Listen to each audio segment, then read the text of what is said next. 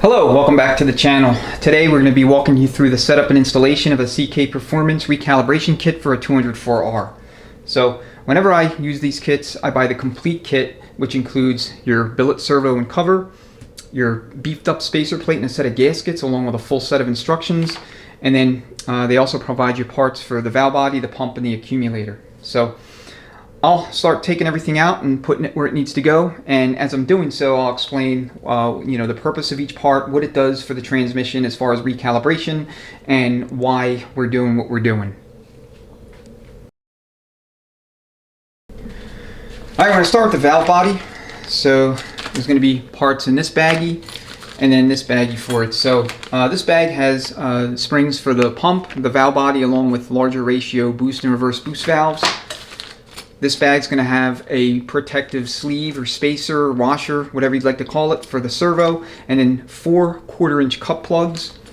Okay, 2 of them are going to go into the valve body, and the other 2 are going to be used to block off the 1-2 and the 3-4 accumulator. And then the kit also provides a brand new 3-4 accumulator piston and return spring, assuming you're going to keep the accumulator active. Now, the instructions break everything down into 3 different calibration setups based on engine power and red line. So in other words, how high of an RPM will the transmission typically see, So this kit can be used for pretty much everything from waking up a otherwise grocery getter putt-putt vehicle to setting up an all-out race or street strip performance type deal, and you really don't need anything else beyond what's included in the kit. So it's a very versatile, very flexible kit. I like it. I use it whenever I build a 204R. I've been using it for the last 4 years or so. Alright, we'll dig into the first baggie and we'll kind of lay everything out.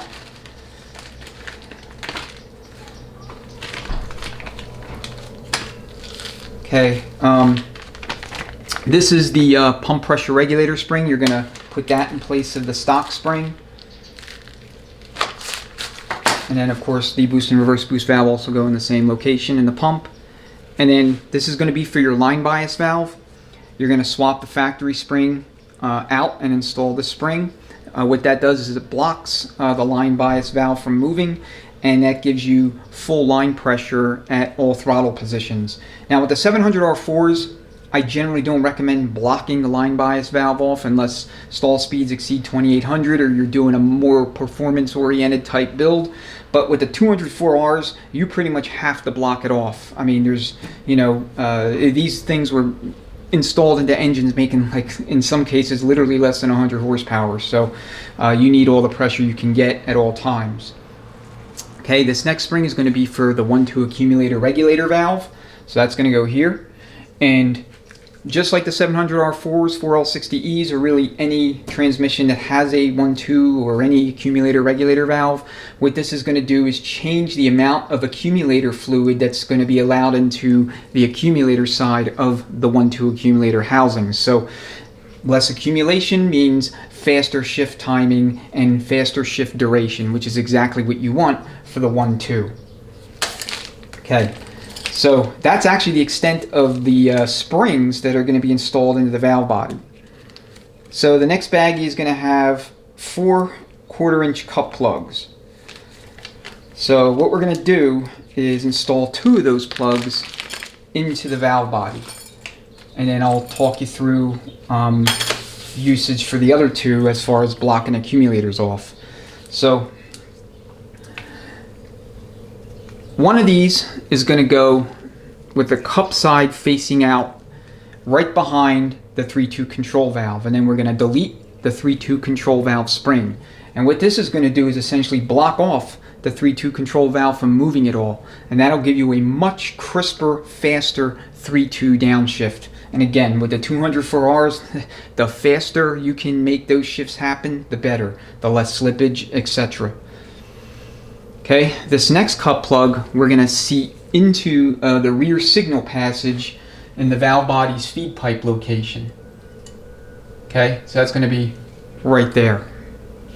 Okay, and I'll obviously get you much closer when we actually go to pound that in, and I'm going to do that after the valve body is fully assembled. All right, the next 2 little cup plugs are going to be used to block off 1, 2, and 3, 4 accumulator circuits, and whether or not you do that is going to depend on what your engine profile and horsepower that it's making, and generally speaking, the overall intended use of the vehicle. So for a vehicle with an engine making 350 horsepower or less, and where the RPMs are expected to be 5,500 or less, in other words, not racing, not really street strip, just a cruiser, daily driver, maybe occasional spirited driving, right? The general consensus, and as well as the guidance in the instructions for this kit, are to leave both accumulators active. And then you will pair that with different sets of orifice sizing settings on the spacer plate, again based on engine horsepower and to an extent engine red line. So there's going to be 3 different sets of orifice sizing for your 1, 2, your 2, 3, your 3, 4, and your 2, 3 accumulator feed holes here. And I'll put a chart that shows all the ranges, but we're going to be working with the middle range, which calls for engines making up to 250 horsepower with red lines of 5,500 RPMs or less. So our application is a 69 Camaro. It's going to be making about 300 to 325 horse, somewhere in there. It's going to be a cruiser, show car, cars and coffee, weekend driving, occasional road trips, but nothing approaching racing or even like street strip. I mean, he'll get it on it every now and again, sure, but it's not going to be raced. So we're going to drill the 2, 3 feeds to 100 thousandths. The kit actually calls for this middle calibration range up to, I think, 90 to 98 thousandths. I don't have a 98 thou drill bit, so I'm going to just drill it 100. The 1, 2 shift, we're going to drill to 93 thousandths. Same with the 3, 4 shift. And then the 2, 3 accumulator feed, we're going to drill to 125 thousandths. And I believe this hole gets drilled 140 thousandths for anything where the engine's making 351 horsepower or greater.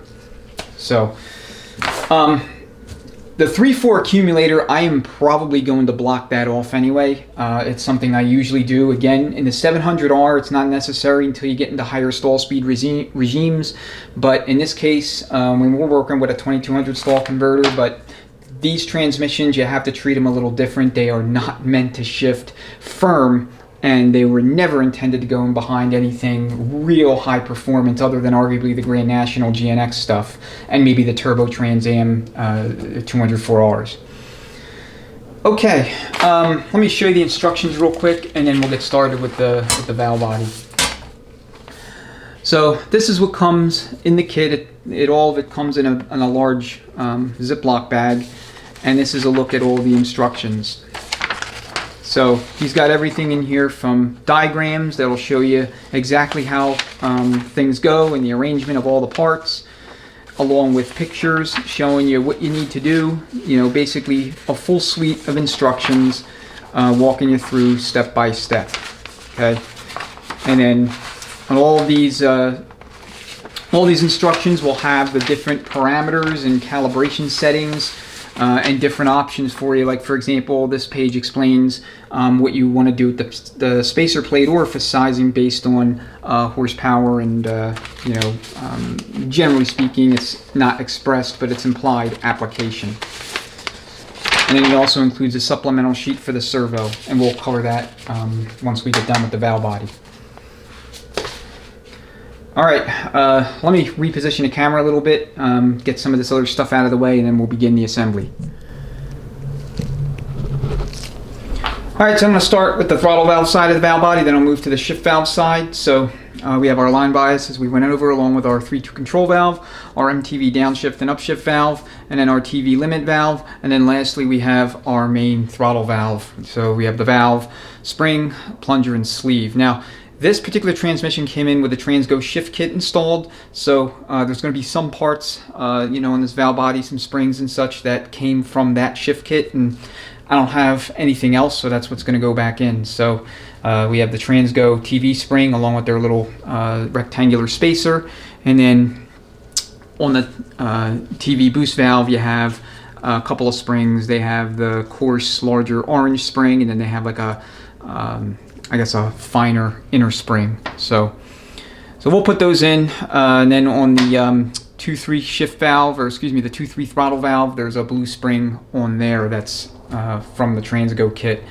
None of these should interfere with what we're doing with the CK Performance stuff. If anything, it'll amplify the capabilities, but you know, there shouldn't be any kind of conflict or, you know, functional issues with using the Transgo stuff.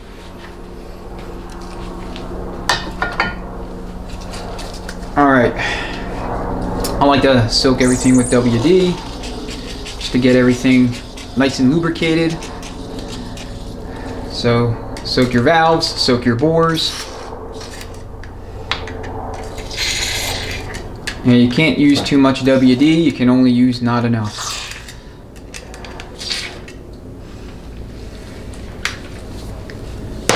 And get these other plugs out of the way.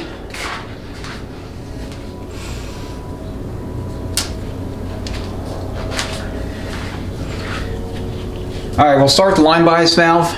So I'll do the best I can to keep everything in the shot and kind of show you the order in which they need to go in. I mean, you know, it's more or less as you see it on the bench. So you're going to have your spring inboard and then your valve just like this.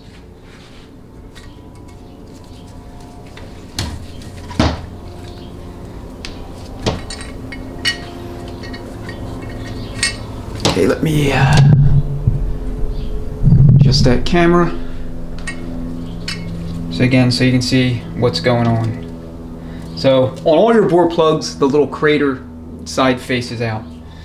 I mean, that's more or less common sense, or you probably know that already, but in case you didn't, now you do.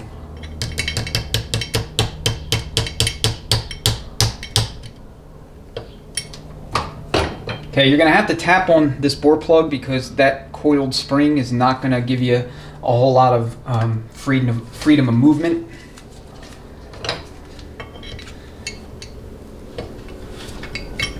You just press down on it as much as you can, and then seat the roll pin. Okay. Next is going to be one of your 1/4 inch cup plugs for the 3-2 control valve. So drop it in. The cup side faces out.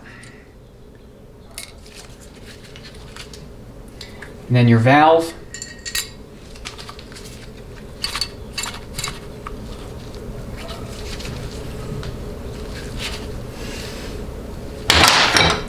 All right, now this valve is not going to move once it's fully installed.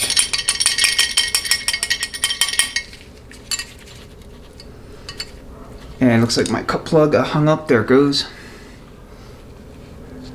So just like that. And then seat the valve. An overwhelming majority of the time you want these valves to drop in under their own weight, but if for whatever reason the line bias or the 3-2 control valve doesn't, you don't have to polish that bore because they're not going to be moving anyway.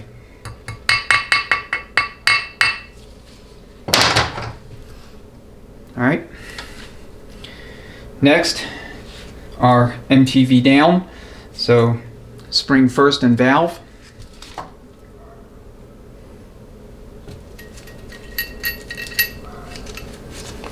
Alright, and with these, whenever I have a spring inboard, I'll just go ahead and check it. Make sure it's moving without any drag whatsoever. Should be buttery smooth. And this one is. If you have any drag and you have a valve that is supposed to move, then you'll simply want to polish the bore. No big deal.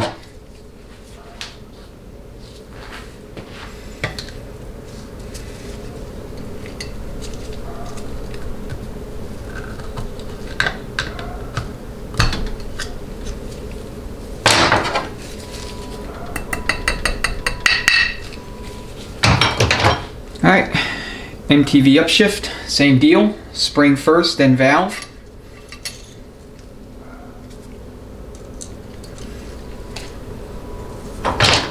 Let's do our check.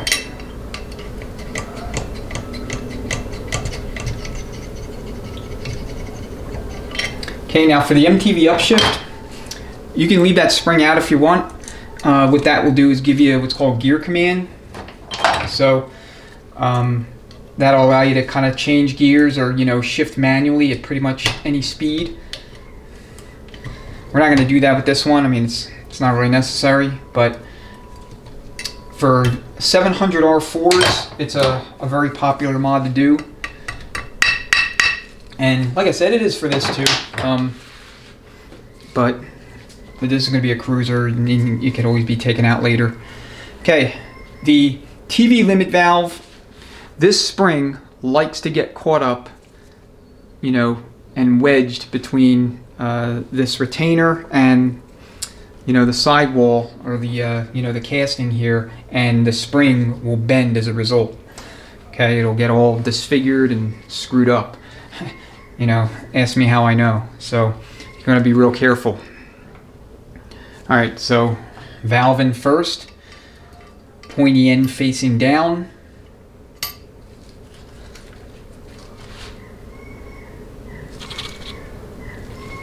Okay, hit bottom. Okay.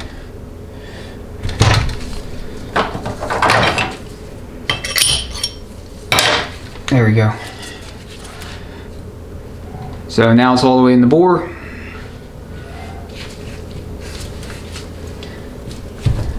So I use the punch you just saw and a few different screwdrivers to get this spring all the way in, so that it is 100% behind the cylindrical retainer.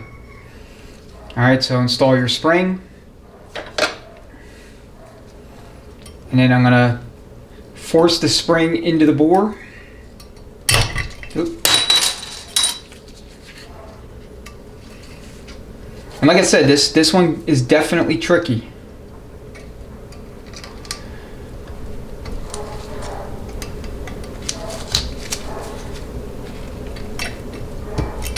Alright, once I have it started, then I'm going to use a wider flat blade screwdriver to begin working the coils and hold them down so that I can get this retainer in there.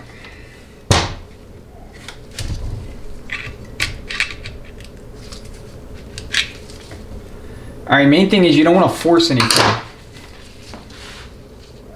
You know, just take your time with it. Okay, so it looks like the spring is getting hung up on the retainer, so I'll just back it off a little bit and let it pass the retainer, and then I'll push it in. And then what you want to do is come back here and look at it from the bolt hole side, and as you can see, it's getting caught up a little bit there on the retainer. This, you know, the last coil and a half or so is wedged. So I'll take a smaller screwdriver and then I'll begin kind of working it below the retainer.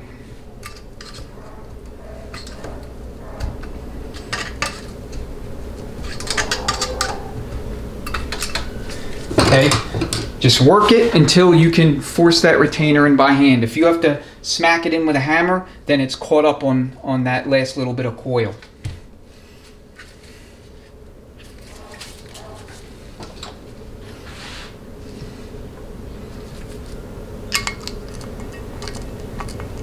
Okay, check it.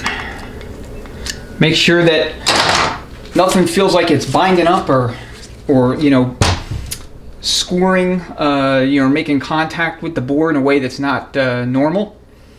I mean, it's hard to describe, but you'll know it if you feel it. All right, next is going to be our main TV valve. So the valve, the spring, the little spacer, you know, the transgo spacer, the plunger and the sleeve, and then you have the 2 roll pins. So first things first, install your valve just like this, you know, with the spring side down. And I'll switch to horizontal. In fact, I'll actually go vertical with it. Yeah, I just want to make sure that it gets all the way down in there without any of those springs coming off of it.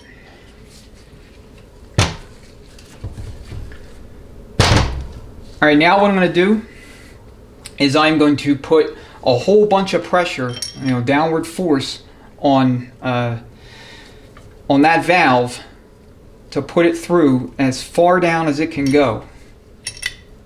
Okay, first I'm going to make sure I have spring tension, which I do. Now I'm going to put it down as far as it'll go, press down on it, pushing down on it, so I could seat the roll pin.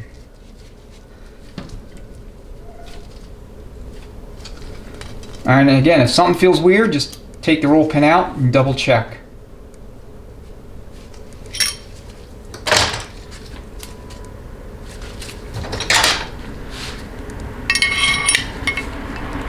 Okay, that's what it should look like at full TV extension.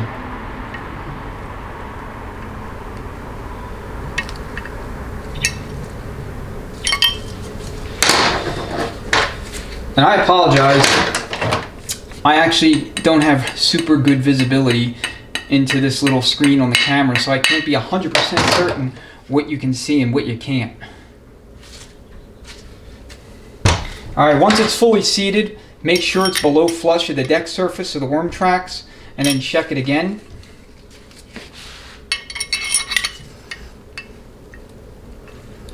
Okay, appears good. So, just go ahead, tap the roll pin a little bit further, and that's it. You don't want to make it such that you can't get it back out again. And what I usually use is, real small diagonal cutters to just pry and wedge up on it, and it comes right out.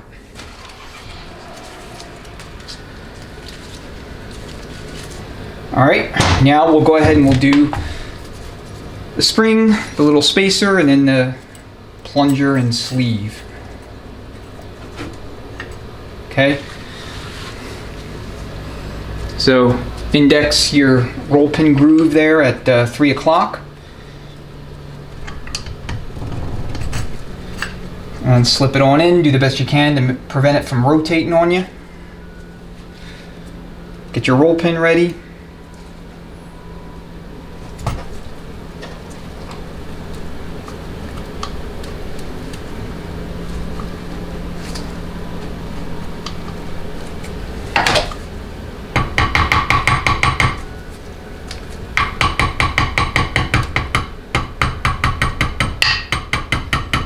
Okay, once you start tapping on it, you'll feel the sleeve move underneath your finger, so that you'll know that you're indexed correctly, and you can just go ahead and seat it. Okay, the manual valve I'll do last. So that is the TV side, so I'll switch everything around, move this up so we can do the shift valve side.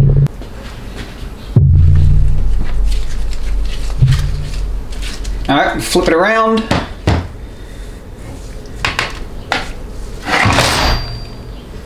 And I'll start on the accumulator side and just work my way left to right. So for your 1-2 accumulator valve, you can install the valve from the back of the sleeve or the outboard side of the sleeve, so it goes in like this. Okay. And then what you want to do is make sure it moves freely within the sleeve.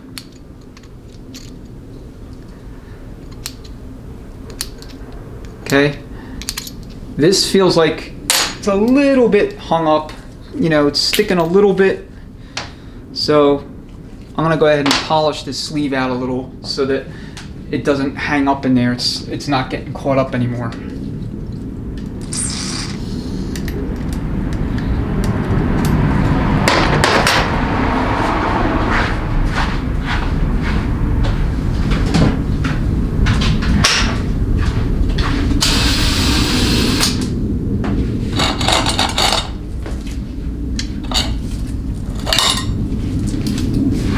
Okay, so if you're not familiar with bench buddies, what they are basically very, very small abrasive hones, and they're designed to kind of take off a very, very tiny amount of material and micro polish the inside of whatever bores you're using them on.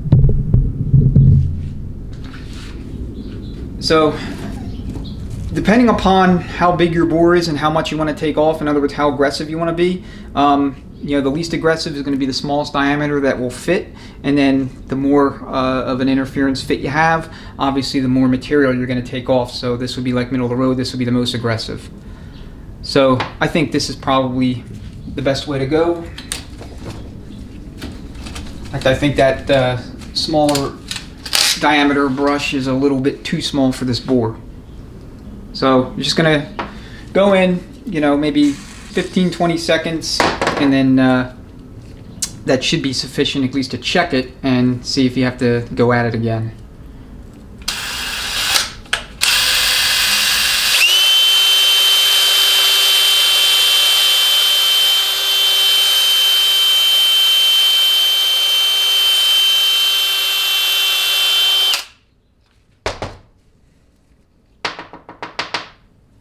All right, let's check it.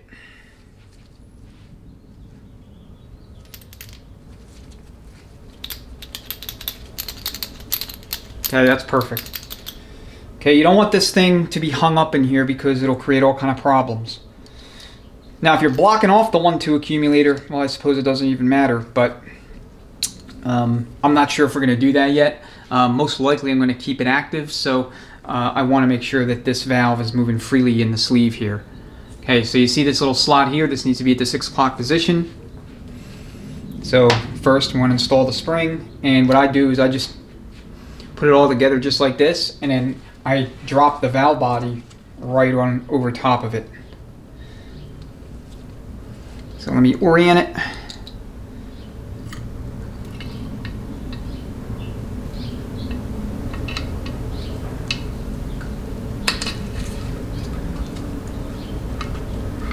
Okay.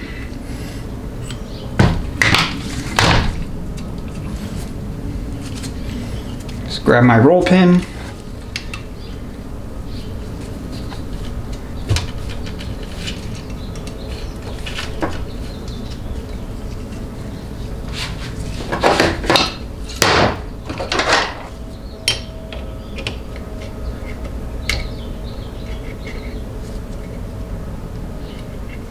Alright, so I got the sleeve just a little bit too far in. Looks like it might have actually came out on its own. Alright, let's see.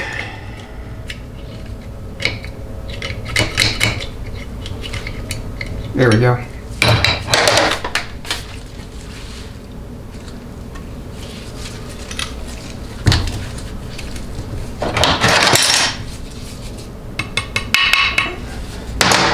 So I happen to start on the TV side, but you know, you could certainly start your assembly on this side. In fact, it may be better to do so because then the TV plunger is not kind of getting in the way. All right, so we'll do the 3/4 shift valve train, lube everything else up.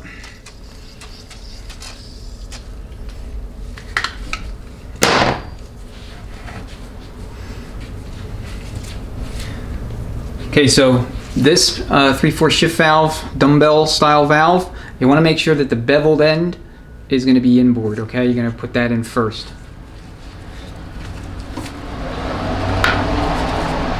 And then the same deal, you want it to drop in under its own weight until it's fully seated.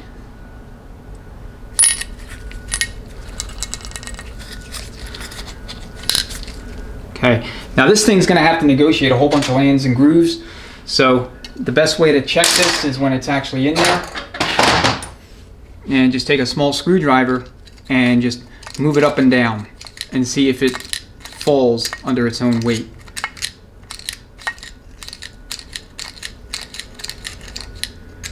Okay, it's going to be hard for me to show this without angling it, and when I angle it, the valve sometimes won't drop. See? But once it goes vertical, it'll drop.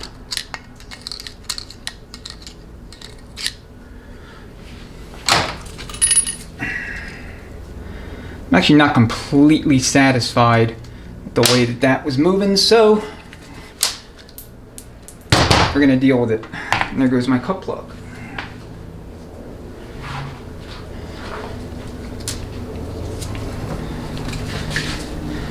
When in doubt,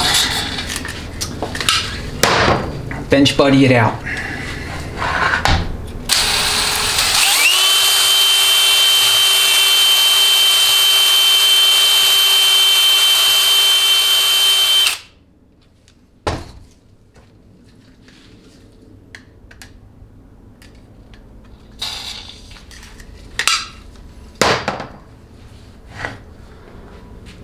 All right, let's try it again.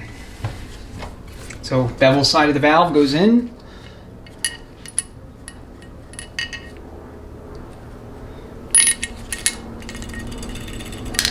All right, dropped in. Okay, let's check it with the screwdriver.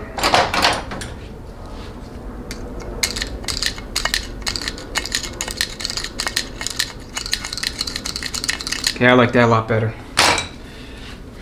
All right, 3/4 throttle valve and sleeve. The roll pin's going to be at the 3 o'clock position, so you want to index your little roll pin slot accordingly.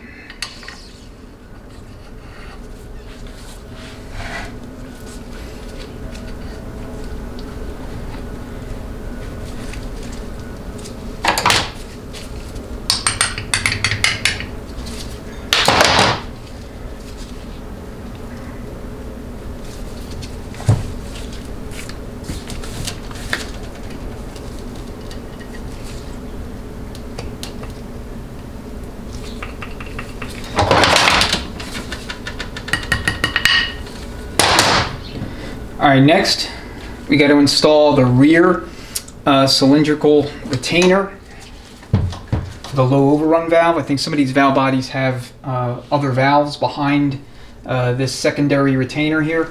And this thing got a little flipped.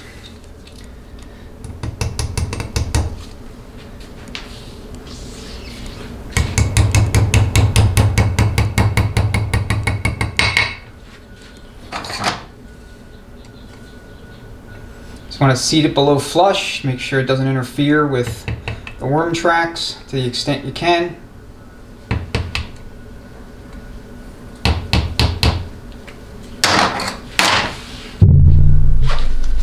Sorry about that. Okay, I don't know if you could see into that bore or not. Okay, your low overrun valve spring is going to go in first, and then the valve is going to go in just like this.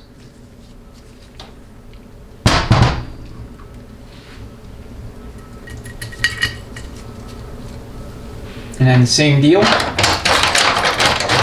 grab your punch and check, make sure you got good freedom of movement in that valve. No bind ups. All right, roll pin or cylindrical retainer.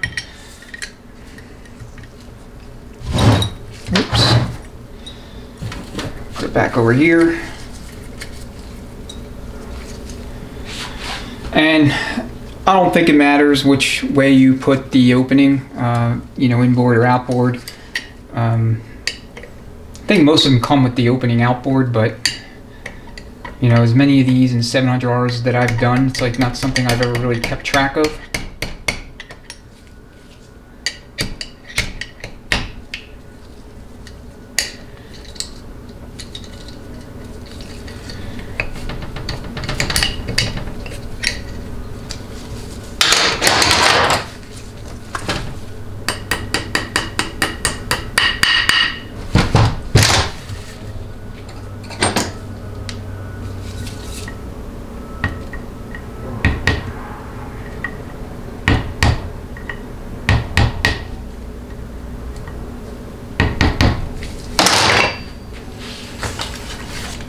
All right, moving right along, got the 1-2 shift, 1-2 low range upshift, downshift valve and sleeve, and then your 1-2 throttle valve spring and sleeve. So your shift valve is going to go with the 2 lands facing outboard and the single land going in. So same deal when we do the drop test, see if it passes or fails.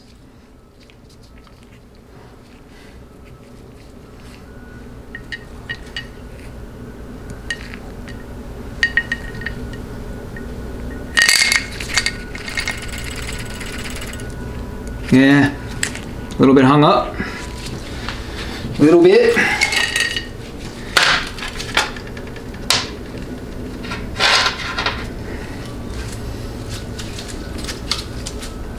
All right, I'm gonna switch out bench buddies and go with a little bit bigger, larger diameter brush.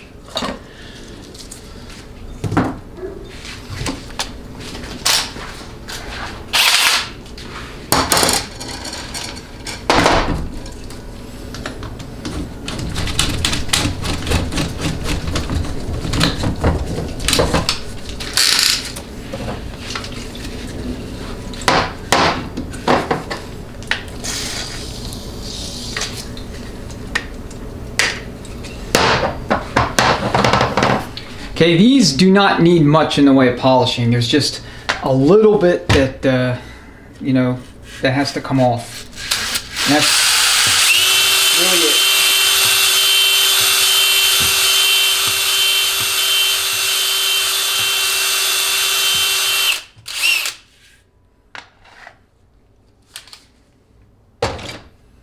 All right, let's try it again. Let me wash out all that crap.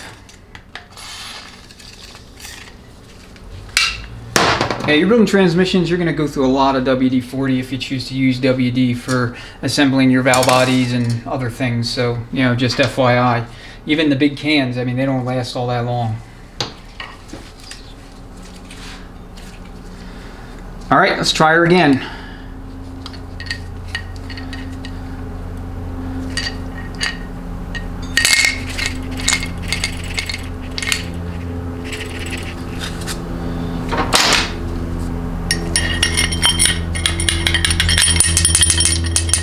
Okay, it looks like it's getting hung up right here. Either here or here. So we'll see like how much work we have to do. Use a screwdriver.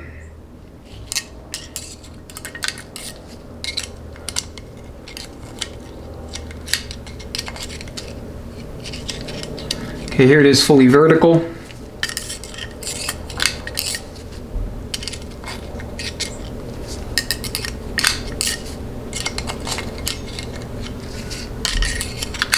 So I wonder if this thing had like either a delayed 1-2 upshift or, you know, kind of a,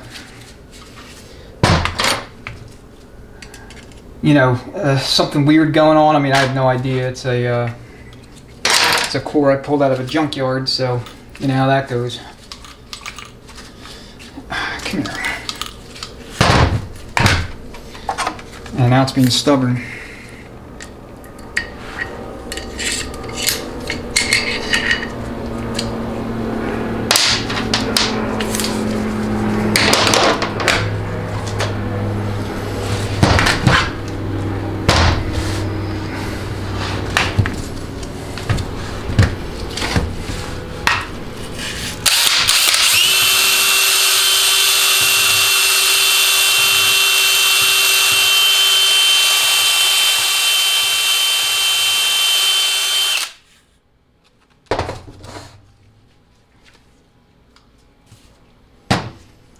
If you run into this issue and polishing the bore itself isn't working for you, you can always chuck the valve itself up into the drill. Take some, I generally will use 600 grit sandpaper and then switch to 800, then 1000, then to 1500. And that usually does the trick. You know, combination of bore polishing and valve sanding usually will solve the problem. Unless there's a really bad add-around condition in the bore. Then at that point, you know, you might be SOL. For getting the valve back in at all. But barring that, you should be able to fix this type of situation.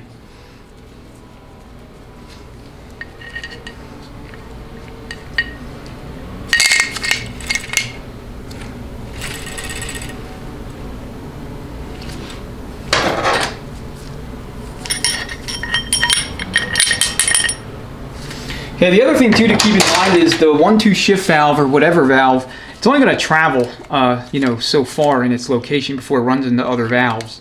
So, you know, you can install everything into this valve train and see how the 1-2 shift valve responds. I mean, it's got a tiny little bit of drag. It's not much. And now it's behaving like you would expect it to.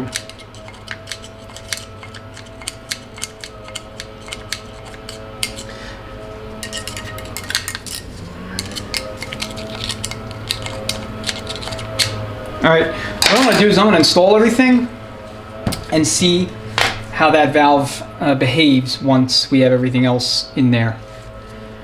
Alright, so here is your 1-2 low range upshift downshift sleeve.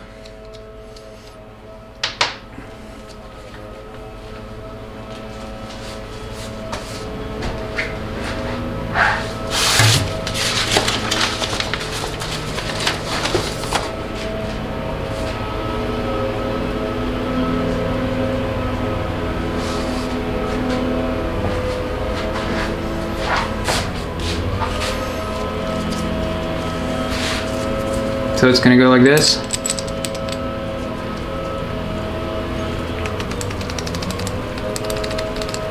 Okay, same deal. I mean, this is moving nice and free, so you're going to want to index your roll pin groove to the 3 o'clock position.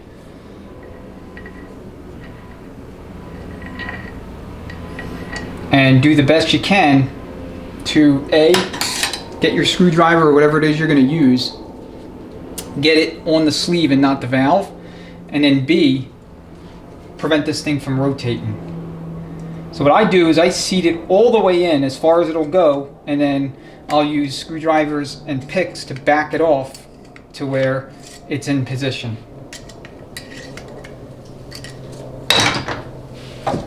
Alright, so for that, I'm going to get a couple stands and then put the valve body on the stands so I can see through it and watch as that little roll pin slot comes into view.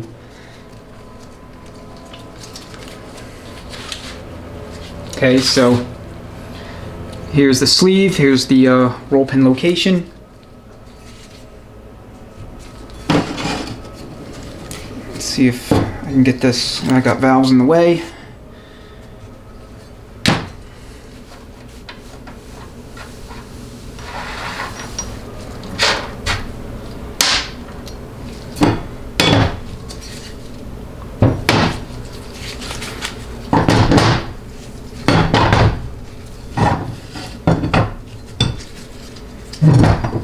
You may not, or most likely will not, be able to see the slot itself, but at least you can kind of see what I'm doing to get it lined up. Let me turn it this way.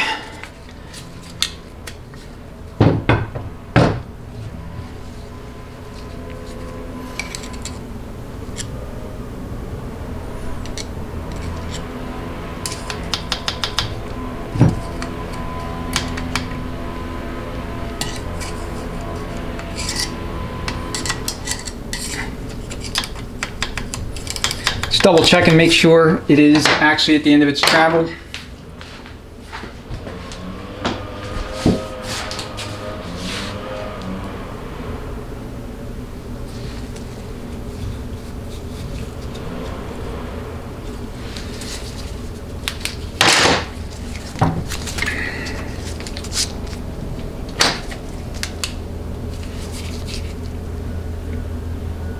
For some reason I'm not seeing daylight, so it must have rotated.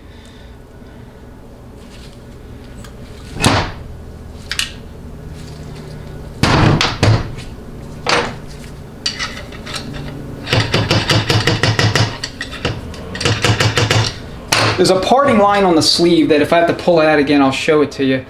But basically this parting line is a good way to index and get what you need to, you know, oriented so that you can line up your slot. Okay, so now what I'm going to do is I'm going to use the 1-2 shift valve to push on that sleeve to line it up.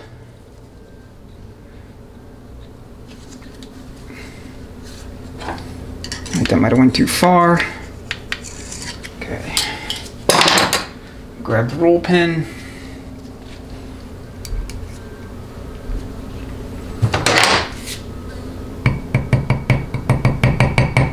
Okay, if you're tapping on it like that and it's not, you know, not wanting to go, then obviously don't force it.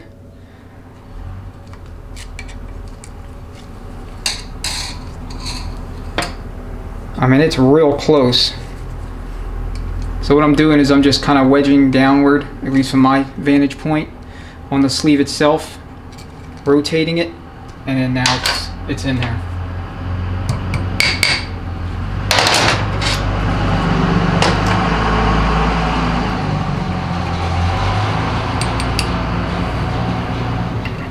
And while I have this, I'm going to just go around and make sure all these roll pins are seated below flush.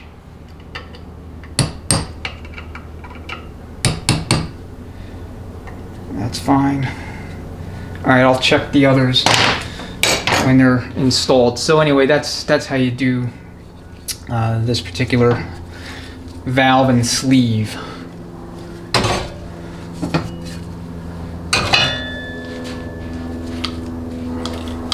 Okay, then we'll finish it off with the 1-2 throttle valve and sleeve. Same deal, index your roll pin slot at 3 o'clock. And I am hoping that I do not have to pull out all this stuff again to deal with that bore for the 1-2 shift valve. Hoping that's not the case.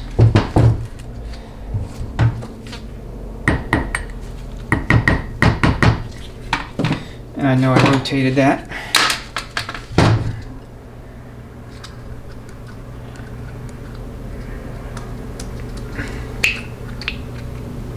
Oh, I didn't have it in all the way.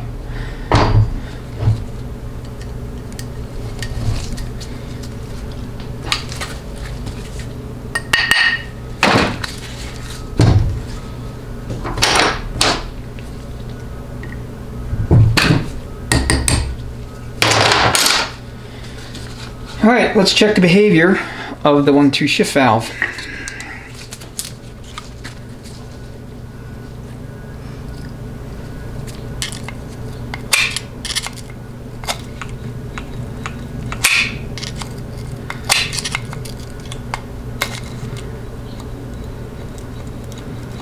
Okay, no drag. Returns to rest position. So, should be fine. Alright, main thing is you do not want that valve dragging at all. Okay.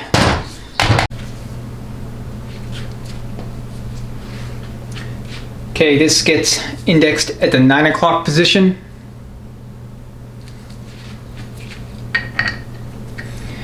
So some of these vehicles had transmissions where this bore had a full-on converter clutch control and lockup valve system. Most of them did not. Most of them used either an electromechanical system or had a rudimentary computer to control the converter clutch, and it used the the TCC solenoid, etc. So this is a little off kilter. You want this slot, vertically up and down. See if I can orient it.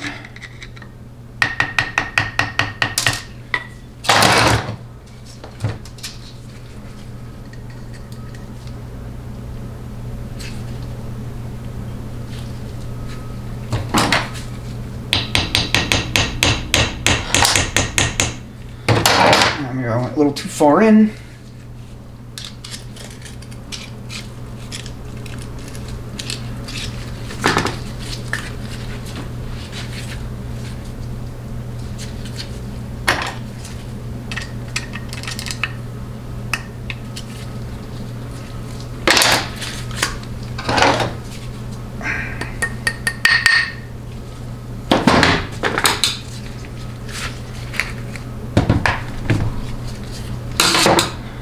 Okay, and then we have our 2-3 shift valve train last, and then the manual valve.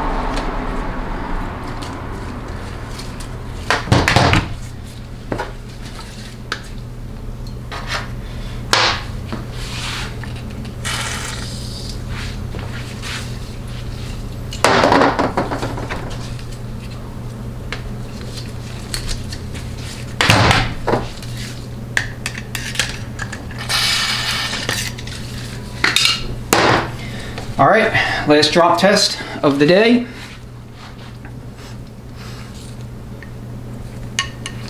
See what happens.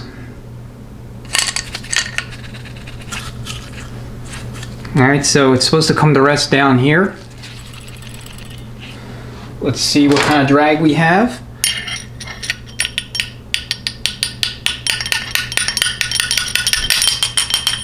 All right, it took fair amount of persuasion to get that thing in there, so let's see.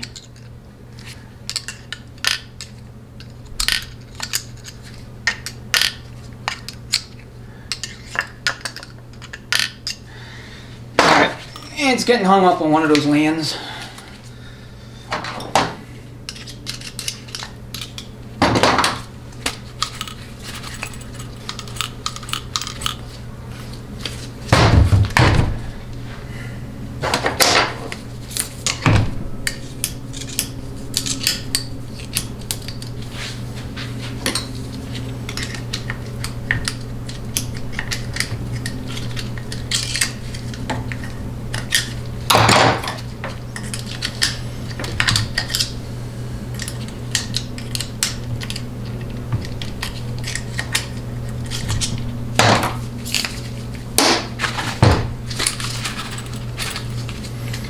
I mean, this is somewhat tedious work. You know, it's not my favorite aspect of transmission building, not by any stretch of the imagination, but you know, it has to be done. And you know, if you have issues, you want to sort them out.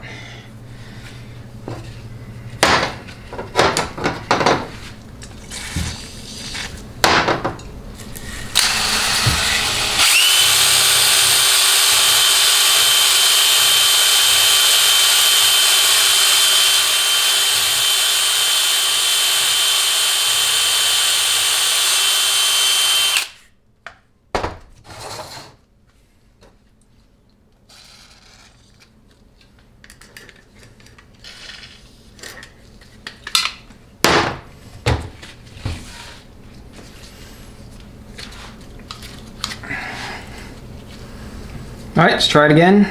See what we got.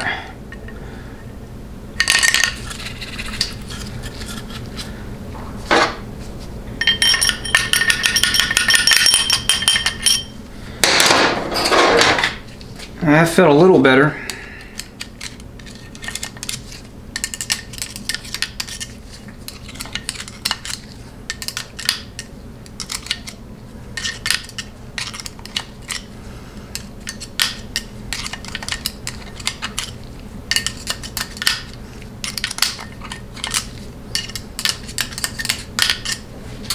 Still needs work.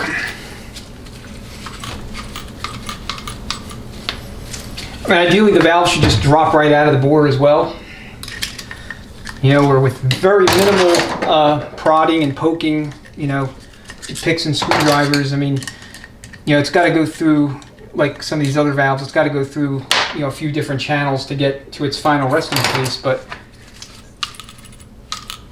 it shouldn't be hung up like this.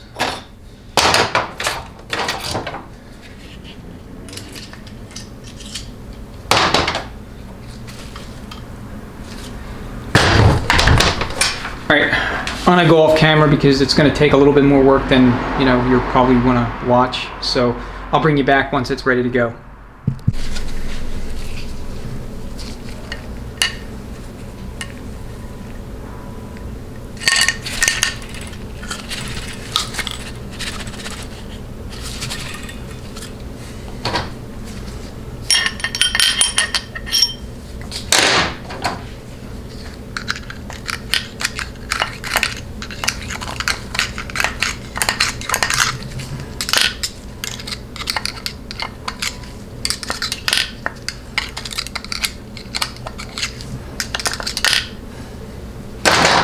Okay, I'm going to install the, you know, the rest of the valve train, 2-3 throttle valve and spring sleeve and all that, and see how that 3-2 shift valve acts when the rest of it's installed. So this is the spring that came with the, you know, valve body when I took it apart. It's a Transgo spring. They give you 2 springs, a blue one like the one you just saw, and then a red one. And depending upon the width of the stem, you know, you basically use whichever one is going to fit. All right, this gets indexed to the 9 o'clock position.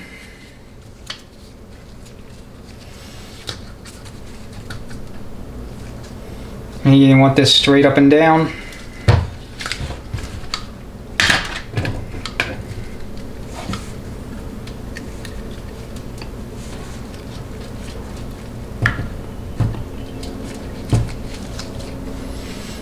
I'll leave it like that for now.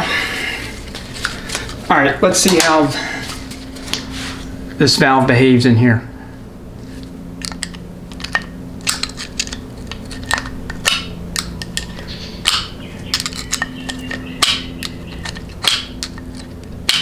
Okay, I'm satisfied with that. All right, battery literally just died, so I had to swap it out.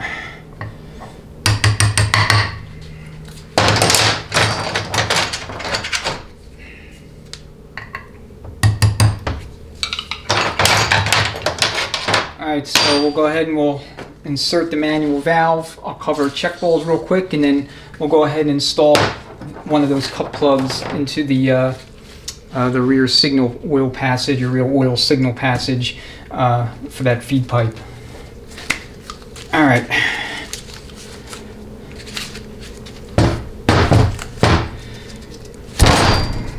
Oops. Manual valve is going to be the front. It's going to face this way.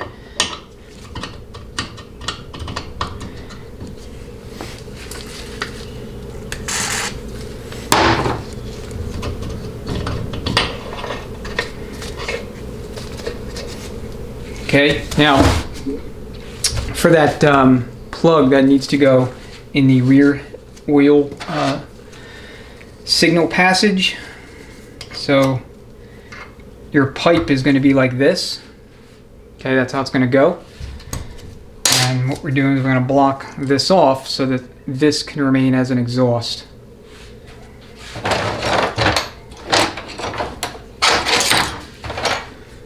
Okay, so cup side faces up.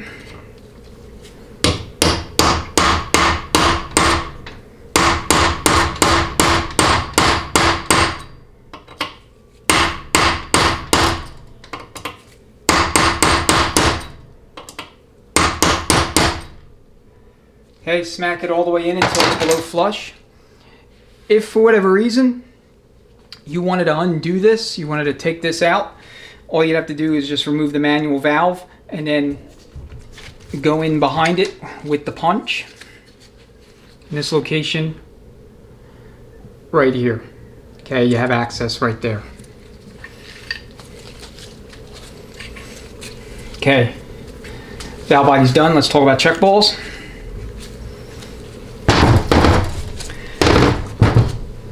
Okay, so this is going to be your drive 3 check ball, this is going to be your 1-2 check ball, and this is going to be your low manual first check ball.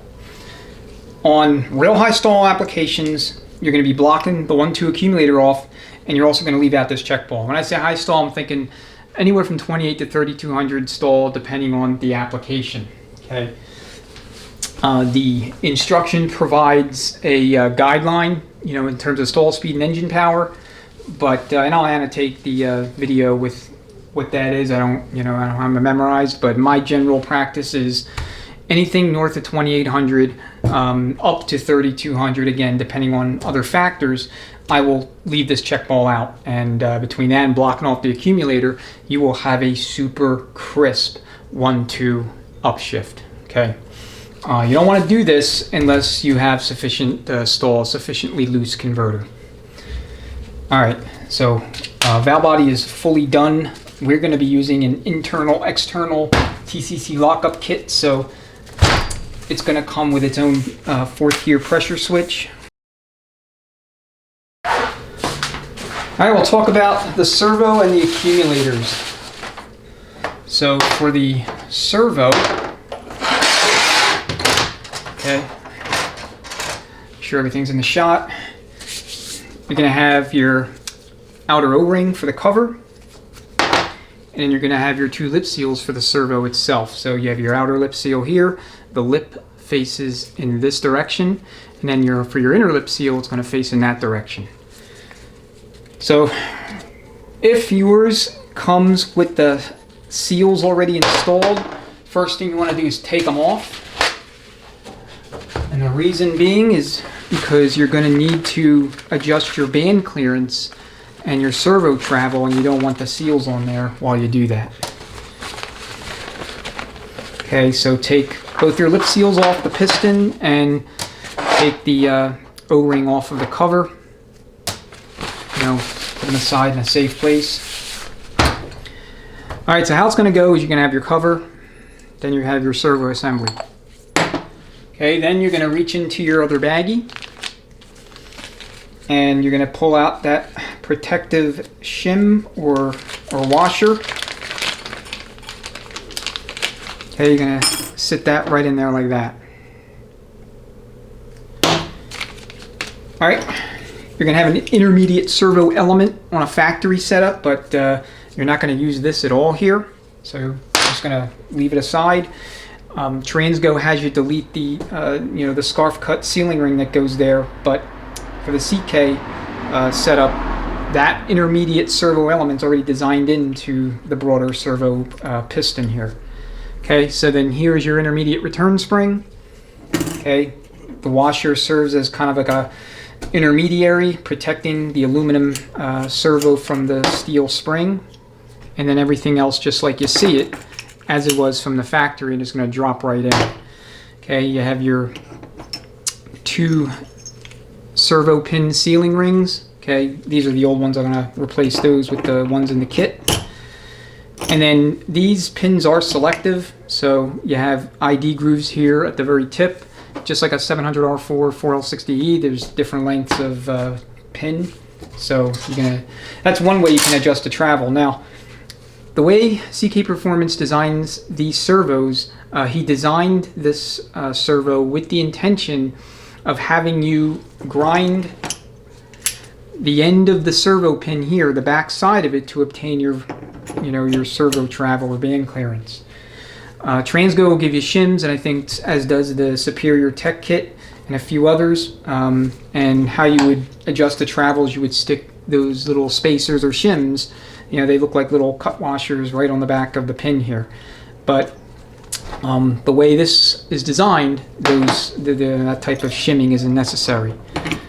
So I'm not going to grind on the servo at all. The instructions state that you'll have between 225 to 250 thousandths, I believe, that has to come off of there. In fact, let me check. Make sure I got my facts straight here.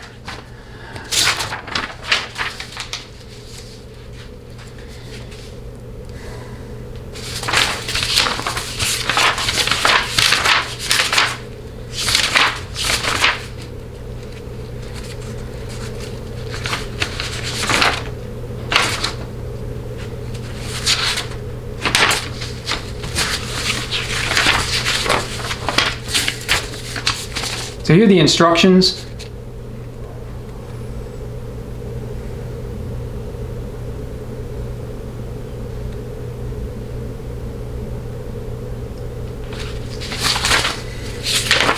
I'm just quickly scanning through. I actually don't see them. Maybe I'm just recalling what exactly I had to do last time I used the kit.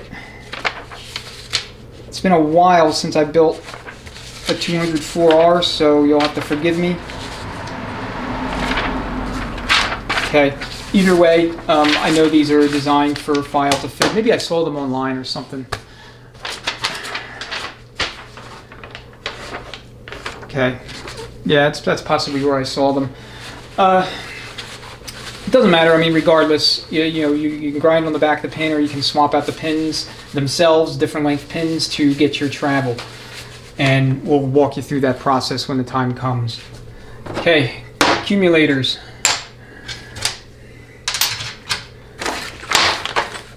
So the kit comes with a 1-2 accumulator return spring and a 3-4 accumulator piston and return spring. So the guidance is for any vehicles with engines making 350 horsepower or less, go ahead and keep the accumulators active, the 1-2 and the 3-4. So if that's the plan, then you're just going to take your accumulator piston, you're going to put a new O-ring, drop it on in, and then stick your return spring on top. So you want to make sure that this deck surface is perfectly flat. So the best thing to do is find a perfectly flat surface, or even a glass tabletop. Put a sheet of sandpaper, maybe like 400 to 600 grit, and then finish up with 800 if you want, and just go one direction and sand it down. Okay, a lot like what you would do with the case itself. You would take your block of wood or Durablock and a sheet of 400 grit sandpaper, and in just one direction you sand down the worm tracks. Same principle. So 3-4 accumulator, it's gonna just be set up in the case just like this. Okay, I'm more than likely gonna block off the 3-4 accumulator. Probably not gonna use this, those parts. The 1-2 accumulator for these, for this particular application, I am going to keep it active. I'm going to dig in my spare parts bin. If I have an extra housing, what I may do is provide a housing with the cup plug installed, and you're going to install the cup plug right here in this feed port location to shut off the 1-2 accumulator, and then you're going to leave everything out of the everything out of the housing. So it may be that that's what I do. We'll see. These are the 2200 stalls, just a cruiser, so it may not be, desirable to have too firm a 1-2 shift. Okay, that's going to cover everything that we can cover at the moment because I don't have the pump with me. That's at the machine shop getting worked over, but once it comes back, we'll go ahead and install the boost, reverse boost, and PR spring. And then once we get to the point where we're ready to actually adjust band clearance and do our trial and error with the servo, we'll walk you through that process and show it. So, all right, stand by.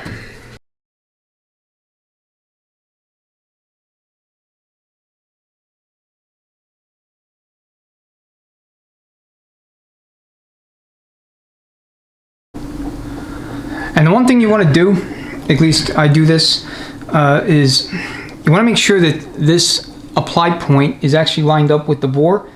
And a lot of times these bands, they don't stay aligned. So I'll just take a screwdriver and I'll just leave it in there. And I'll check my, through the servo board, check my alignment, and, looks like it's fine. So once I have the servo in, then obviously the screwdriver will come out. But for now, you can just leave it in there. Okay, so here's the servo assembly. Again, no sealing rings or anything like that on it. So we have it fully assembled. I haven't even changed out the old sealing rings here on the pin. You could leave them on if you want. Doesn't really matter, but make sure you do not install any new seals that came in your kit or from CK Performance or wherever you're getting your servo. If there's probably going to be a lot of trial and error here, and you don't want to take a chance marring them up. All right, install the servo.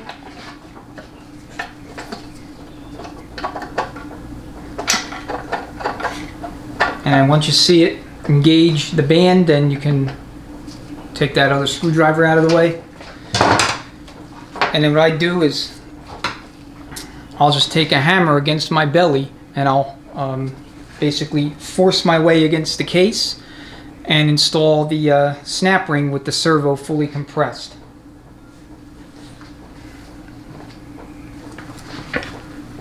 So it looks kind of awkward, but that's how I have to do it.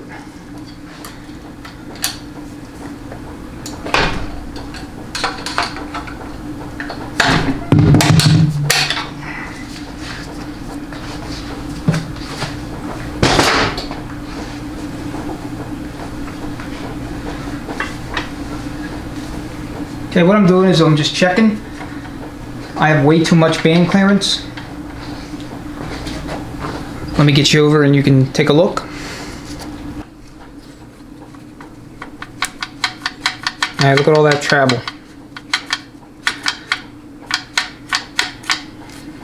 So what I'm going to have to do is I'm going to have to shim this servo. CK Performance designed these so that you don't have to do this. However, that is predicated on you using a drum that is factory dimension, in terms of its diameter. This drum, we had to remove almost 30 thousandths worth of material, so it's roughly 60 thousandths less material if you think about it from a, when you think about it from a circular standpoint, because you got 30 on one side, 30 on the other. So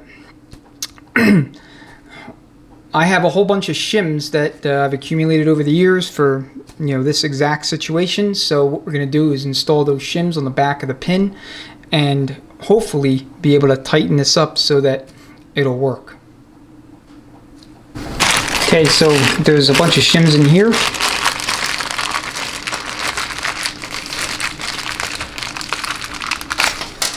Let's break into this baggie.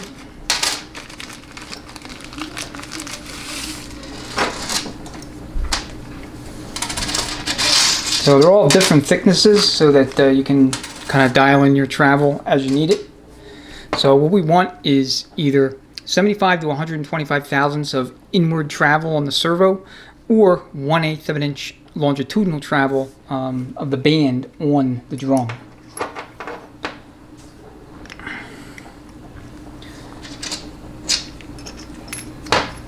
Okay, so I'm gonna stick. I'm gonna just stick 3 washers, 3 thick washers, and see where that leaves me.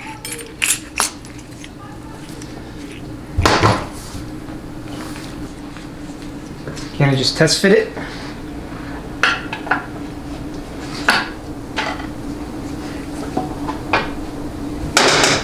And what I want to do is see if I can get beyond the snap ring groove without the band fully compressing on the drum.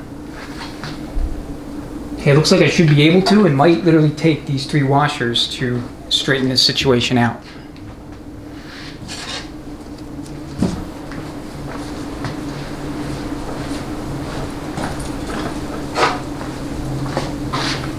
Alright, same deal. Hammer on the belly.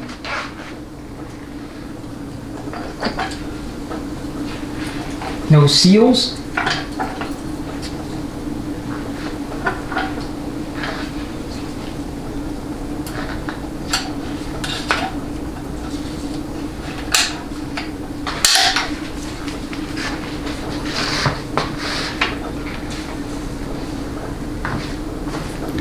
So that 75 to 125 thou figure that I gave you, that's with the snap ring installed and everything else more or less at rest position.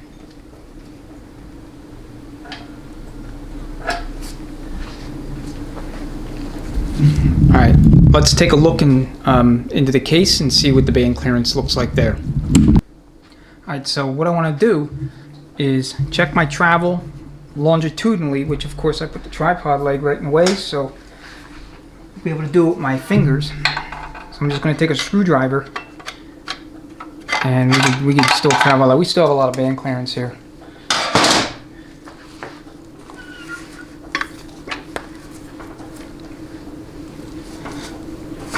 Yeah, there's still quite a lot of clearance. Okay, more shims. And I'll bring you back so that, you know, you're not watching this, you know, multiple iterations and whatnot. I'll bring you back once I have it dialed in. Okay, got the snap ring off. So here's your cover. And then here's the servo.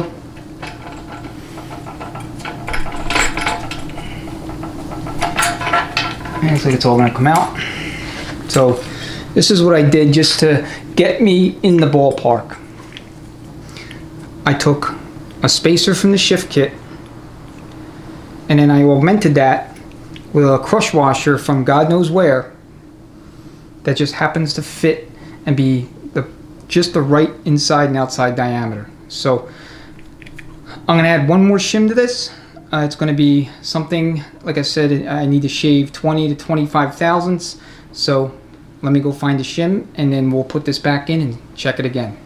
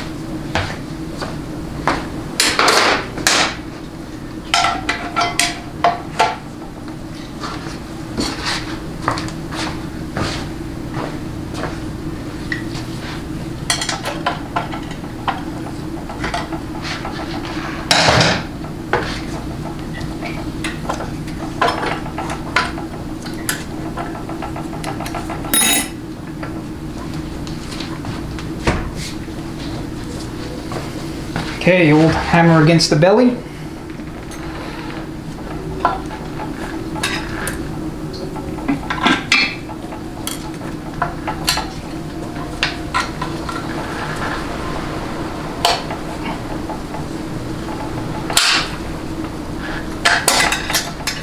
Nope. Try again.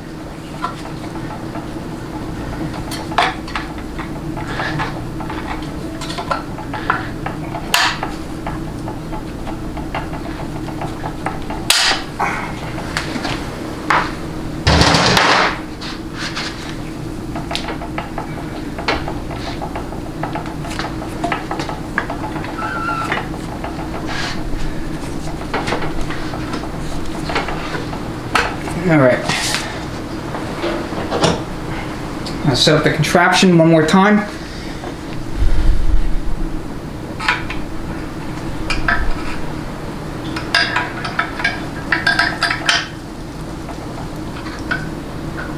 And this long bolt here is nothing special. It's just a random grade 8 bolt from Home Depot. I'm not sure what exactly the thread pitch is, but it goes in about 3 threads and then stops. I mean, I didn't force it or nothing. It's just in there snug, but I don't want to take a chance on stripping threads or whatever.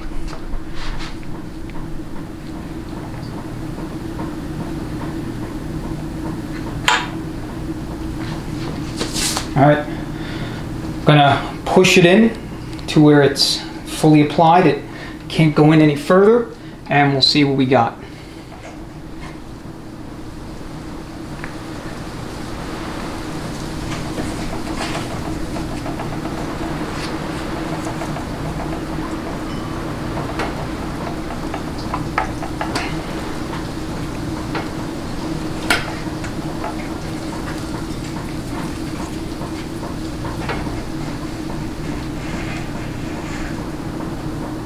Okay, that's 60 thousandths worth of travel. So what I need to do is take out one of those gold shims and put a thinner gold shim or a silver shim, and we should be good.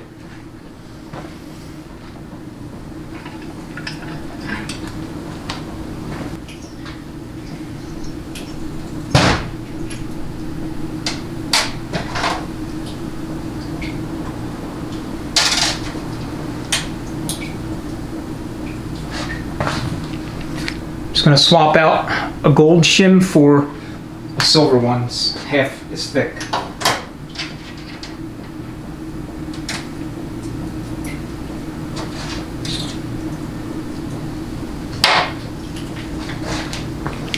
Okay, so here's the lineup, as goofy as it is. So I'm going to put a gold shim first, then this crush washer, then your 2 silver shims. Before I install this for the final time, I'm going to attempt to locate a flat washer that's dimensionally identical to this crush washer.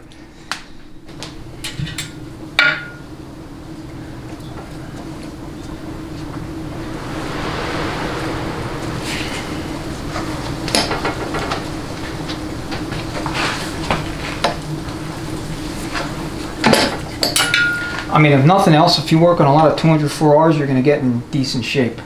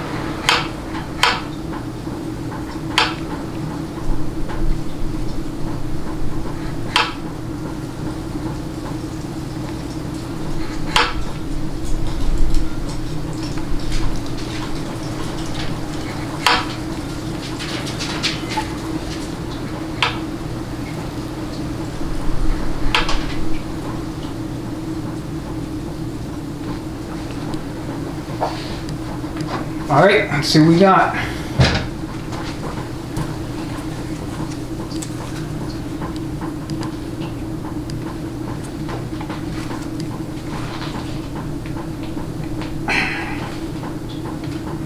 Hey, that's 80 thousandths.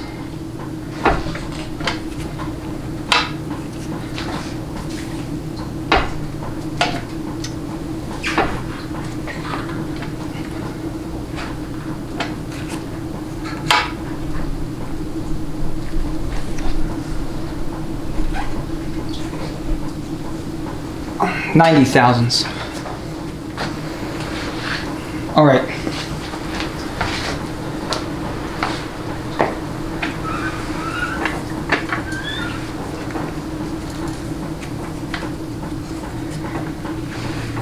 Okay, the band is free on the drum, so what I'm going to do is take this out, install the seals, and then put this in for the final time, do an air check. As long as it's grabbing the drum firmly, positively, where that drum is not moving whatsoever, then I'm going to call this good. Alright, so here's a servo. So you're going to have 2 lip seals. This is your piston, this is your cover. So each lip seal is going to face the opposite direction. So the larger lip seal, which goes on the inner portion of the servo, is going to face inboard. So apply fluid is going to come, it's going to seal against this servo here, or this seal here rather, and then your smaller seal is going to be oriented in the opposite direction so that the lip seal is facing this way, so toward the cover.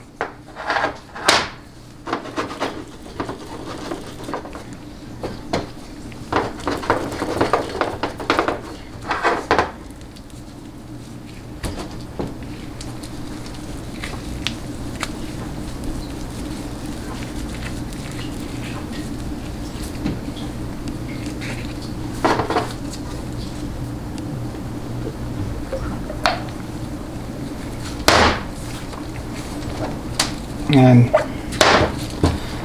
put your cover seal on. Sorry, it's been a long day.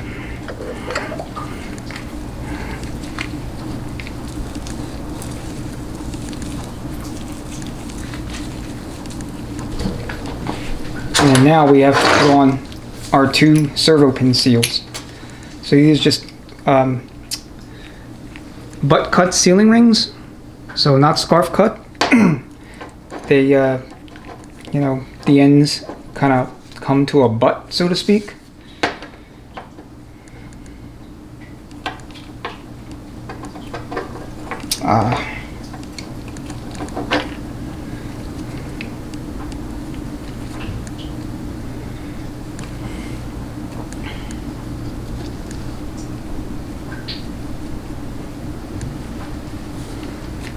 So just compress them to the extent you can. I kind of stretched that one out a little bit. Hopefully it doesn't cause me problems.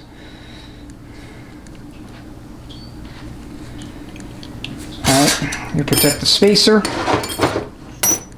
Oops. Then your shim pack.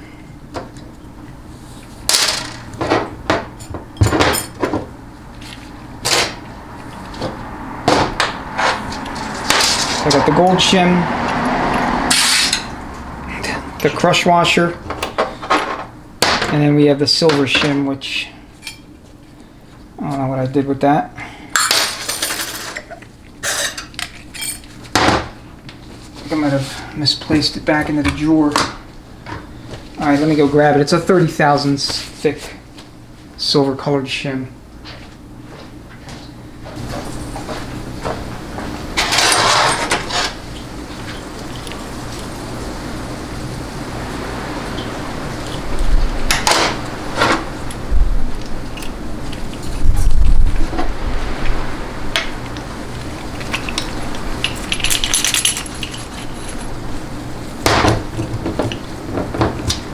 Okay, then your spring. So you have the inner spring and then the intermediate spring. And again, with this servo, you do not use the intermediate servo element, so you leave that out completely. With the Transgo kits, you basically leave off the scarf cut sealing ring on it, but you still install it. Alright, I'm gonna install this, so we'll take you back over to the case. Okay, like any servo install, lube up the bore. Be super generous with the lube. Both the main bore as well as the pin bore. Now you don't want that pin bore dry, so lube it up to the extent you can. Use a different brush if you have to get in there. You know, something smaller or whatever. Main thing is, like usual, you don't want to skimp on the lube.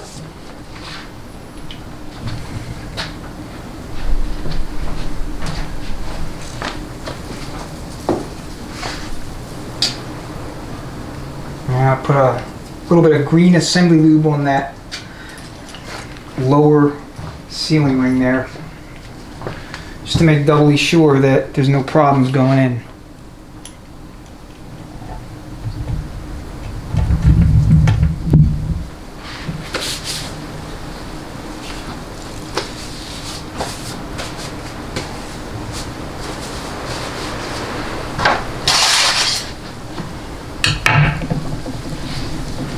Okay, I'm going to position the hammer handle once again.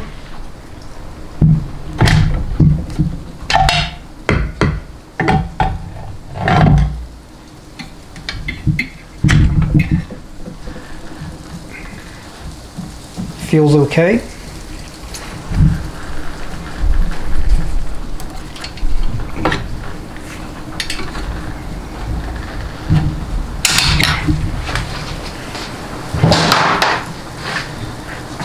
All right.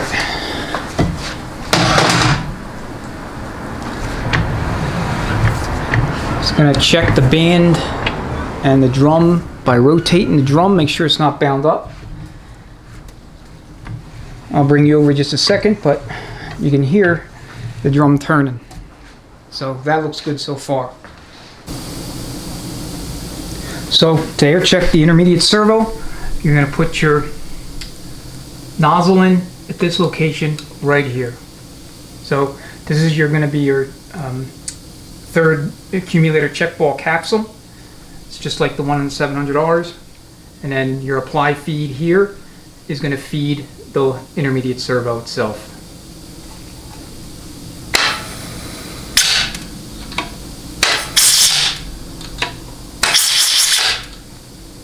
Okay, that is robust apply. That's what you want to see. Let me get you to where you can see into the case and you can watch the band grab the drum.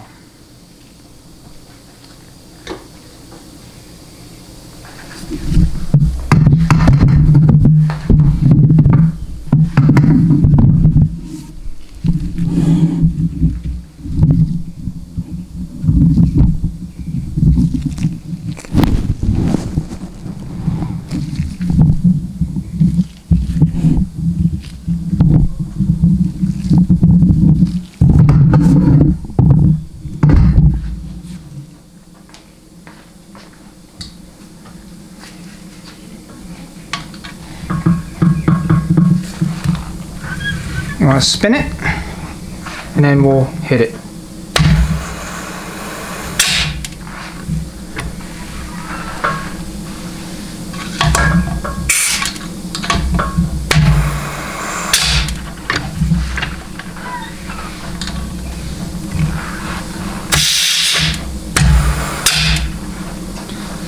So as long as you get your nozzle all the way into the little port there, you'll have really, really good seal. And so you'll know right away if there's a problem with the servo, the seals, or the band itself. But from what I'm seeing here, everything looks good. Okay, got another 204R tip I'm going to share with you today. This one covers the 1-2 accumulator and will show you how to fine-tune your 1-2 shift for a 204R. So one of the problems with these transmissions is that they are designed to shift soft, because the original applications and vehicles that they were installed into were for the most part grocery getters, commuters, you know, something you would putt around in, you know, go back and forth to church or school or whatever the case may be. Other than the Grand Nationals, Monty Super Sports, Turbo Trans Ams, Olds 442 cars, which are few and far between relatively speaking, the overwhelming majority of applications for this transmission were very low output, low power vehicles, so they were designed to shift relatively soft. Now, with everybody putting these things into resto mods, classic vehicles, doing overdrive swaps, and, you know, going in behind engines, making a lot more power than what they originally saw, we need to do a lot of hydraulic modifications to kind of bring it up to speed and make sure that it performs to expectations in the way you want it. So the scope of this tip is going to cover all mild and moderate performance builds, okay? Because if you're doing anything high performance, street strip, full race, you're going to block off the 1-2 accumulator altogether. And what you would do is simply install a 1/4 inch cut plug in this location right here and leave this cavity empty, and that deletes the 1-2 accumulator circuit altogether, and 100% of applied fluid will go to that servo to crispen up that shift. Now, you could do this pretty much with any application, but if you do it on real mild builds, especially with either stock or otherwise very tight converter stalls, the 1-2 shift may or may not be a little abrupt for you. But in this application, we have a 69 Camaro Chevy 350 making about 300, 325 horse. You know, we're kind of right on that borderline where I would choose to block this off, but we're not quite there. So what we're going to do is we're going to help the 1-2 shift execute a little bit faster than otherwise. Now this is going to be used in conjunction with the CK Performance Recalibration Kit, and what we have here is a return spring that came in the kit. We have our stock piston, we have our new seal or sealing ring, and then of course we have our housing. And we also have 3 garden variety cut washers. Okay, dimensions on these washers are as follows. The washers are 815 thousandths in diameter, so that's the outer diameter. They are 410 thousandths wide in the inner diameter, and they are 60 thousandths of an inch thick. And what we're going to do with these washers is we are going to install them right here at the base of the pin, and then install the piston and spring over top. Now, why would we do that? You know, what's the purpose of doing that? So, if you look at your 1-2 accumulator circuit here at the housing, you have your feed here, and then that's going to push fluid out through this feed hole here at the base of the housing. Now, in a stock configuration, the accumulator piston sits all the way down into the bore, and then you have your accumulator spring. So how this circuit works is when the 1-2 shift gets hydraulically commanded by the governor, fluid pours into that feed right here and then begins to push this piston down toward the case against spring tension. And for the 1-2 shift to fully execute, in other words, for the servo to fully apply the pin against the band to grab the direct drum, this piston has to come to a full stop in its travel. And if you think about the fact that the piston is basically blocking off the feed and there's a return spring in there, it has to overcome those two things. Fluid has to overcome those two things to get that piston moving. Okay, that's a lot of work. And that takes a lot of time from a shift timing perspective. So the effect is a very soft cushioning effect that elongates the 1-2 shift, such that in these higher RPM, higher horsepower applications, actually endangers the transmission because it's not happening fast enough to match engine torque input. So what we're going to do is we're going to help it out a little bit by installing these washers. Okay, they're going to go just like this. Alright, the washers have a soft side, kind of a rounded side, and then they have the cut side. Okay, I like to put the soft side down on the first washer. The second washer, it doesn't matter. And then the third washer, I'll put the soft side up. Now that's just my way of doing it. I mean, I don't think it matters, to be perfectly honest with you. Okay, whichever way you want to do it. Then you're going to put the piston, then you're going to install the spring. Okay, what these washers are doing is acting as a pedestal that will allow the bottom of the piston to be just above the top of the bore on that feed hole, so that it doesn't have to overcome the piston being in the way to begin moving it toward the case, or moving it toward the plate rather. So this way, fluid gets a running start, and it compresses this spring so that the piston achieves full travel stop much faster than otherwise. Now you can tune this. Hey, you can fine tune this by putting either more washers in or taking washers out. So it enables you to really dial in that 1-2 shift without having to pull the valve body off and then drill the plate again.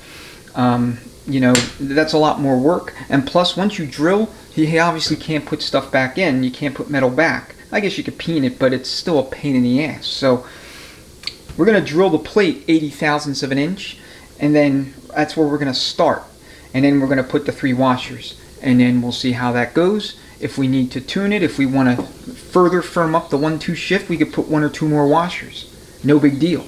All you're doing is taking out 3 bolts out of the accumulator housing and, you know, using shop air at this feed to blow the piston out, and then trying again. It's a lot faster than having to take the valve body off, take out the spacer plate, or change out the 1-2 accumulator spring, or whatever else that you might normally otherwise have to do. Alright, so to get everything set up, just lube your bore. And like I said, if this engine was making 350, 375, and it's going to be used in a much higher RPM, you know, more intense application, we would just block this off, 1/4-inch cut plug, done, bore left empty. You know, you don't need to kind of go any further with it. Alright, so I'm going to kind of expand this little Teflon sealing ring a little bit using the piston itself. And then that will allow me to install it into the groove. Okay, and then we'll lube this up too.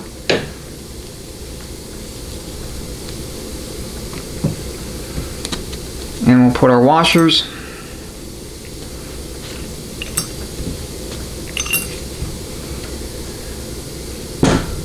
And then our piston.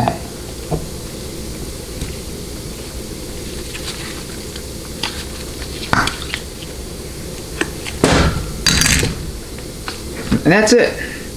So like I said, if you want to take this out and adjust your washers, just blow air right here. It'll pop the piston right out. Obviously take the spring out of the way first, and you can make your adjustments. So that's how you could fine tune the 1-2 shift in a 204R that's going to be used in a mild to moderate application, you know, cruising, daily driving, maybe getting on it every now and again, but where the engine is making less than 350 horsepower. Okay, this is part of, I should say, the spring is part of the CK recalibration kit. However, these washers are not. This tip came directly from Chris, and so in the near future he's going to be updating his kit to include instructions to make this mod along with a set of washers that you can use to calibrate your 1-2 shift using this technique. Alright, now I'm going to install the check balls. So the CK Performance Kit will only have you install 4 check balls. Okay, we're going to install the third and reverse check ball, the part throttle drive 3 check ball, the low reverse check ball, and the low D10 check ball. Okay, they're all going into bathtubs. All other check balls are to be eliminated. Okay, I'll flash a picture on the screen showing all of the check balls and their, you know, associated designation. But all we're doing is installing those 4. The plate that the CK Performance kit provides you eliminates a lot of the redundant or unnecessary circuitry, so already designed out of the plate, so you don't have to install those other check balls. Alright, so this configuration is specific to the CK Performance kit. If you were using another kit, then obviously you'd follow the instructions as it relates to check balls that come with that kit. So the next thing I want to talk about is the accumulator for the 3/4. So the CK kit gives you 2 different options, 2 different kind of calibration settings based on engine power and red line for your engine. So if you have an engine that's making less than 350 horsepower, that's to be used in, you know, a stock or mild performance cruiser application like what we got going on, then the recommendation is to keep this active. And so CK Performance provides you the new accumulator piston along with the spring, and you would install that. And then you would follow the instructions as far as drilling the spacer plate to calibrate the 3/4 shift accordingly. Now, if you're working with an application where engine power is in excess of 350 and where the red line is 5500 RPM or greater, where vehicle's going to routinely see that kind of RPM, then at that point you would simply block the accumulator circuit off altogether for the 3/4 using one of the 1/4-inch cup plugs that come in the kit. And this is the location that you would block it off. Okay. You would come in, place the cup plug there, and then use a punch, and then fully seat it until it's flush more or less with that feed port. Now, if you wanted to undo this for whatever reason, maybe the 3/4 shift is too firm, I don't know. It's not very likely, and that's why I kind of laugh a little bit, but let's just say you wanted to undo that, you would just simply carefully drill through the cup plug. But again, if you're going to do that, chances are it's because your application calls for it. If you got a stall speed of, like, say 2800 or better, then block it off, and that's assuming an engine power level of anywhere from 275 on up. That's my recommendation. So we're going to keep the accumulator active. The stall in this converter for this transmission is going to be 2200 or 2000 to 2200, and then if we need to block it off based on the feel of the shift, that can always be done later.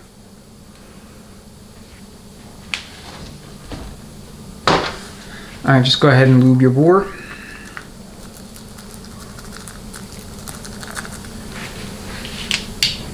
And install your pin. And then your piston. Okay, this is no different than 700R4 4L60E style piston. The 1-2 accumulator pistons are unique to the 204R, but these are the same between those transmissions.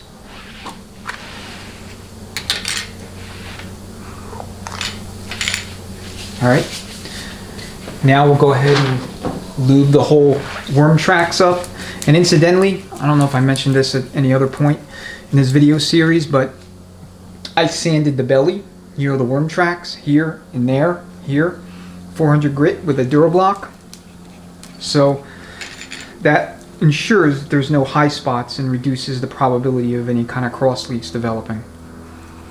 It's recommended you do that on pretty much all transmissions, especially these older ones. So anything that has worm tracks like this and what I call closed belly design, you want to do that.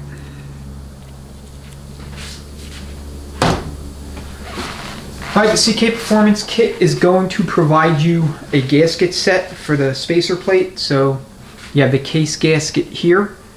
You'll notice there's a C in this location. And then this is the valve body, or set for the valve body. I guess I should probably have it upside down, oriented the right way. That's the indicator.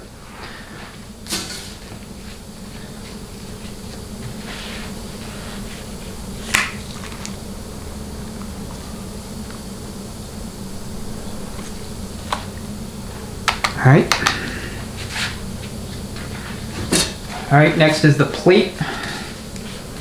So I have everything written on the back side. So here's your 2-3 feed. We're drilling these 100 thousandths. The 1-2, we're drilling 80 thousandths. Originally had it at 93, but a quick conversation with Chris, he revealed a tip to me, which I go into in a separate video in further detail about how to fine-tune the 1-2 accumulator using washers installed underneath the 1-2 accumulator piston in the housing.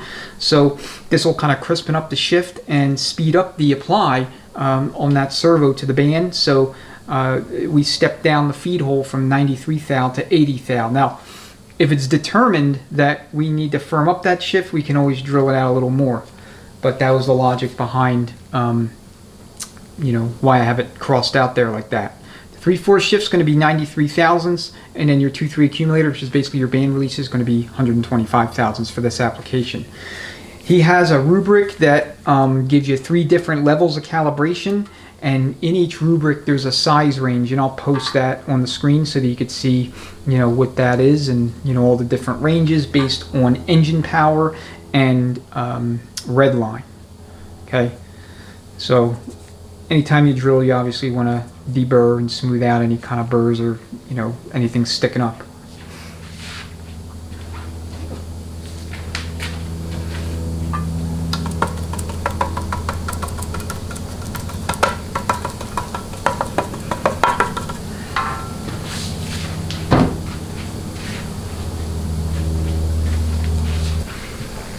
And now go ahead and install the plate to valve body gasket and your 1-2 accumulator plate.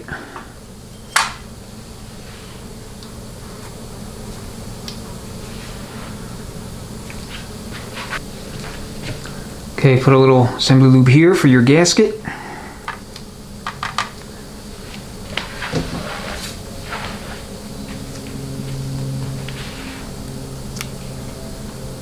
Okay, and these gaskets also come in the kit, and you'll have one in your overhaul kit as well. So you're going to have an extra set of spacer plate gaskets and an extra 1-2 accumulator plate gasket. So just FYI. Okay, so here's your 1-2 accumulator. I won't belabor the point or get into too fine a detail here. We have a separate video, but I modified this with cut washers, just garden variety washers. I put 3 of them. Each of them are, I believe, 60 thousandths thick underneath the piston to kind of raise it up, so to speak, so it's no longer blocking the feed hole, which is here, but on the inner diameter of the bore. That will crispen up the 1-2 shift because it's going to speed the piston's travel from rest position to full stop, and consequently enable a faster shift time for your 1-2. So we're basically shortening the accumulation effect. Now, the guidance in the kit is to block off the 1-2 accumulator if your engine power exceeds 350 and red line is 5500 RPM or greater. And then he has the rubric that will tell you what you should drill your hole size to.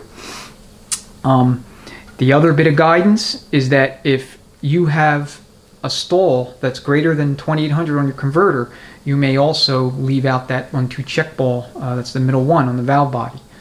If you leave that out and you otherwise have either a stock or a very tight stall, then you probably will have a very harsh 1-2 shift, to the point in some cases, especially if you drill out the feed hole real big, where the vehicle is just not drivable, or it's totally unenjoyable to drive for that 1-2.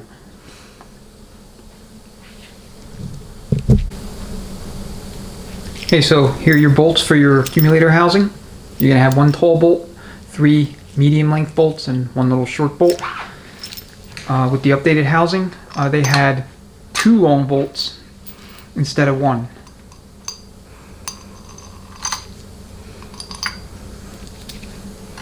So torque spec on both the accumulator housing and the governor cover are going to be between 7 and 10 foot-pounds, and in the valve bodies between 9 and 12 foot-pounds. So I torqued both this and this to 108 inch-pounds, and then the valve body to 120.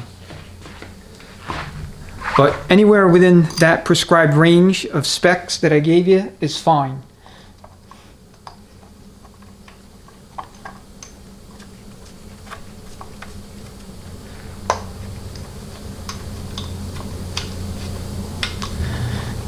Okay, just make sure you got all 5 bolts engaged.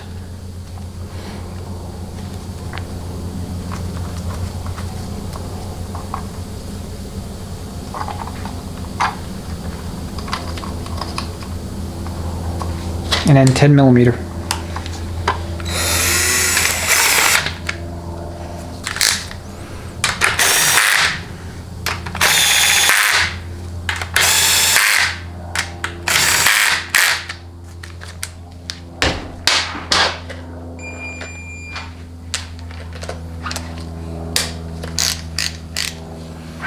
Oh, 108. And I'll just work up all the way around, and then I'll go to torque. And that's not something that's in the manual to do, that's just the way I do it.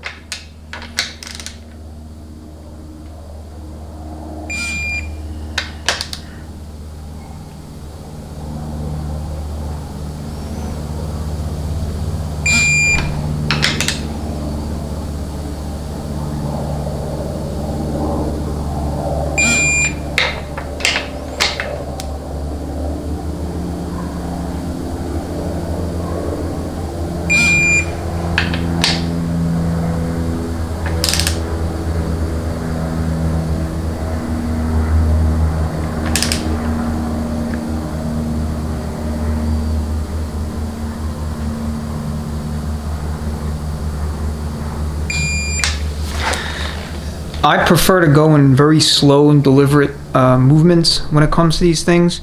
The worst thing that could happen is that you strip it out and you're dealing with a helicoil. So that's what you don't want.